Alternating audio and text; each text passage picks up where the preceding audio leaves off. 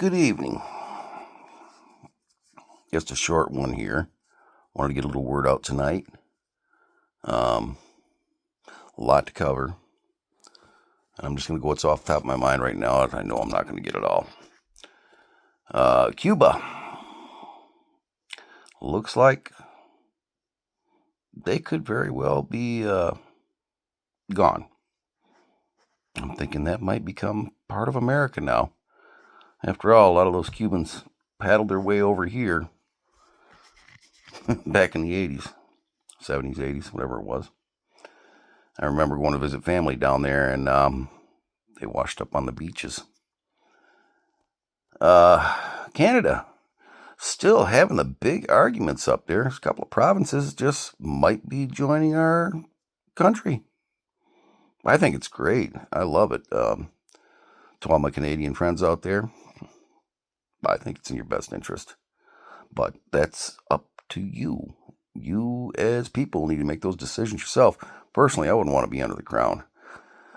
They are the evilest government I think that ever existed. And, well, we made that point a long time ago. Kind of surprised you guys didn't jump on board back then, though, but it is what it is. Let's see, what else? Venezuela. Seems to be doing real well for itself now. And, we got in, stepped out.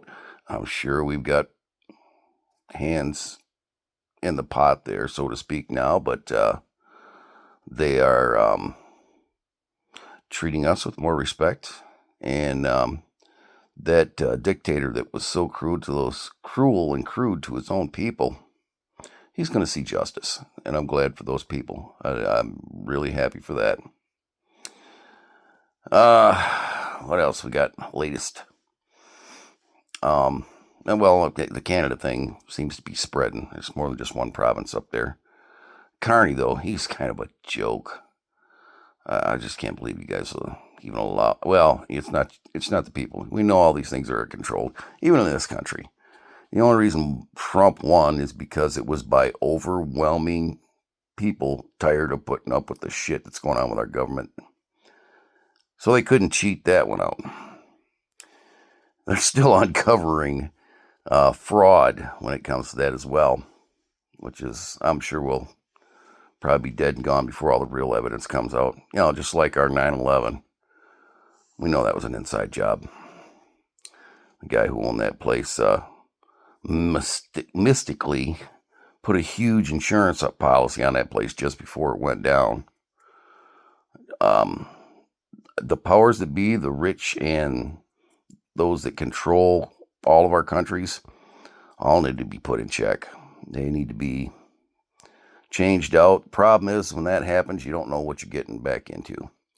That's why, like in politics, I don't support any existing politician. Personally, I think our politics should be Farmer Joes or average guys. I know, that's stupid, right? Because these guys don't know how the world works and blah, blah, blah, blah. Well, I'm tired of those powers that be doing what they're doing to not only us, all over the world it's happening. Your governments run your countries. They eventually take control and covertly, or whatever, how you want to say it, and put the boots to the people while they're lining their own pockets at the same time. Absolutely amazing that in this day and age with the internet and how things are so much faster, how quick information moves, that it hasn't changed. It is changing. It is. I don't think they can quite control the internet. That's my fear. Now with artificial intelligence, with AI put in, this is going to enable them to control the narrative more so, which I think is a shame. I think free speech is a number one most important thing in this world, and the way it's been suppressed, especially in my lifetime. I mean, of course, before I was around, a lot of people wouldn't think to even say the things that they do nowadays. It's a faux pas. You wouldn't do it. Now people aren't afraid to say whatever, anytime, anyhow, anyway. And I do think you need some discretion, but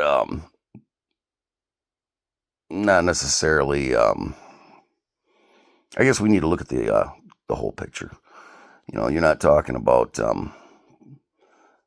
things that are things that affect people is what I think is a big thing. That's the big thing. Decisions that are made in our government and how it's going to affect us. We need to have open discussions about it and not hidden discussions, which is what our politicians do now. And it's great that things, they put all these discussions on at times on the television or on the cable or on the internet programs where you can watch while our government's having a discussion about it. But, behind the closed doors, before they even come over to those meetings, that's all planned. Come on. They all get there and say, okay, Johnny, you say this. Oh, Tommy, you say this. And then I'll come back and say this. And we'll have our little, yeah. The big thing is to get the money out of the politics. And once you get the money out, that would be a big cure. But that's never going to happen. It's never going to happen because these companies are going to get to whoever. Even though they put Farmer Joe in there. Farmer Joe got somebody taking care of his farm while he serves his 2 or 4 year term while he's in office, making decisions for the people. Well, big corporations are going to get in there and they're going to say, oh, listen, Johnny, we need you to vote this way. And all of a sudden, a brand new Mercedes is going to appear in your driveway at home and nobody's going to know who gifted it to you. And they'll do it covertly. It's like this cryptocurrency thing. They discussed when they first started talking about it, it's a way to launder money and this, that, and the other. No, blockchain makes it public. And that's one thing I really have began to like more. When it's public and they can't change it, but that's a secret. Can they change it? Can they hide it? If they can, it's out the window. I'm still not getting on board with it, honestly, because I think it's going to be pushed onto us. We're going to have it. There's no getting around it. We can't change that. And our dollar's tanking. Worse and worse every day. That's going to be their excuse. All the dollars are going to hell, so we're just going to have to go to Bitcoin. Everything will be electronic, but you'll control it. It'll be on a little card in your wallet, and nobody else will have access to it. Bullshit. It's still out there in the world, internet. It's electronically controlled. There's a digital ID from where it went, how it went, who touched it, went where, whatever. That's the good thing, but do they have the ability to change and hide those things? Because once they do that, that's when it's going to be full blown. You watch. I guess that's kind of an epiphany in my head just now. The little light bulb come on. Yes, that's when it'll happen. It'll happen when they have a way to control it covertly. Whereas, the hundreds of years where people walked around with bags of silver and gold coins in their hand, that's their wealth. Their little treasure chests hidden in their houses, buried in their cabins, whatever. You kept your wealth that way and you protected it. Somebody messed around. It was an FAFO moment. And there was another hole dug in the background or backyard. So now digitally, if I have full faith and these numbers are public and it cannot be messed with or changed, I'd be on board. I'm not going to have much of a choice. Nobody's going to have a choice. Many of the banks are already using this stuff, like this XRP. It's a cross-border, faster than squat. I played with a little bit of it. And it is true to the extent what they've spoken to, but this goes full bore.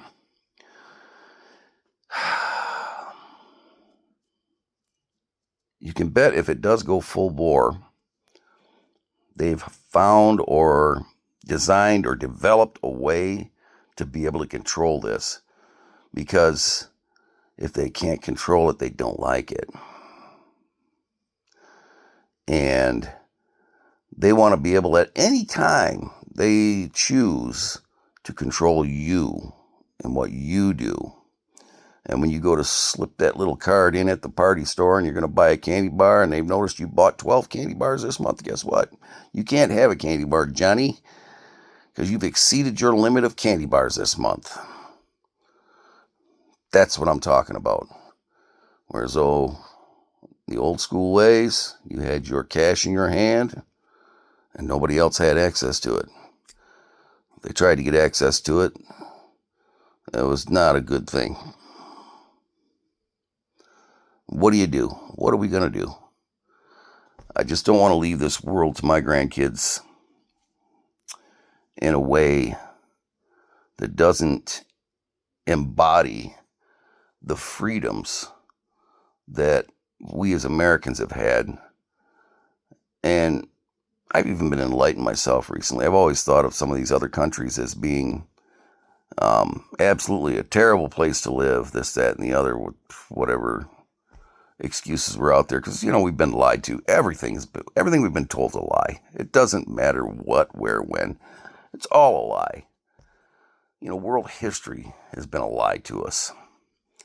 And it's real disappointing to be enlightened to this fact so late in my life. And this is, to me, it's just been in the last 20 years or so that the light bulbs have come on in my head. Prior to that, I was all about working 2-3 jobs, busting my butt, trying to make a living and leave something for my family. I should be worth a few $1 million right now. No. Because like the rest of the slaves, busted my butt, and what do I have to show for it? I don't have enough money to retire, but I don't have a choice.